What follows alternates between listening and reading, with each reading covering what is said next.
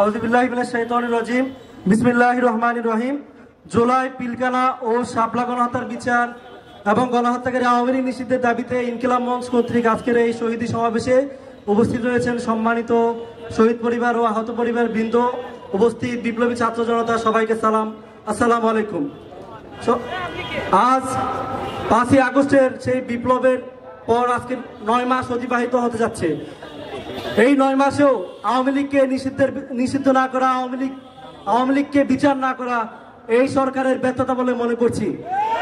বিপ্লবী ছাত্র পরিষদ গত 13ই ফেব্রুয়ারি থেকে টানা 34 দিন রাজু ভাস্কর্যের গণ অবস্থান কর্মসূচি পালন করে আসছিল। পরবর্তীতে ইনকিলাব মঞ্চের যে অবস্থান কর্মসূচি সেখানে যোগ দিয়েছিল।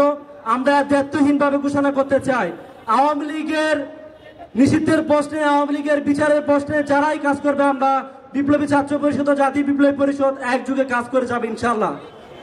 এই আওয়ামী লীগকে নিষিদ্ধ করতেই হবে।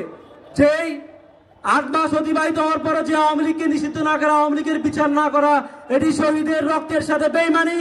এই যে আওয়ামী লীগের পোস্টে সকল রাজনৈতিক দল যে এখনো ঐক্যমত হতে পারছে না, আমরা দেখছি তারা গুপ্ত হত্যা চালাচ্ছে। সর্বশেষ গাজীপুরে এক ভাইকে শহীদ করা হয়েছিল।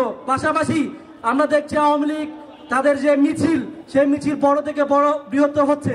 আমরা যে নতুন দল হয়েছে, এই দল সহ প্রত্যেকটি রাজনৈতিক দলকে আহ্বান জানাই, আওয়ামী লীগের প্রশ্নে আপনারা এখন, আওয়ামী লীগ যদি আরেকবার যদি ফিরে আসার সুযোগ পায়, আপনারা যদি মনে করেন আপনারা রেহাই পাবেন আওয়ামী লীগের সাথে রিকনসিলিয়েশন করে, তাহলে এটা জীবনও পাবেন না। এই আওয়ামী লীগের কাউকে ছাড় দিবে না। আমি সবাইকে দায়িত্বহীনভাবে আহ্বান জানাই, আওয়ামী লীগের প্রশ্নে আপনারা সবাই এখন।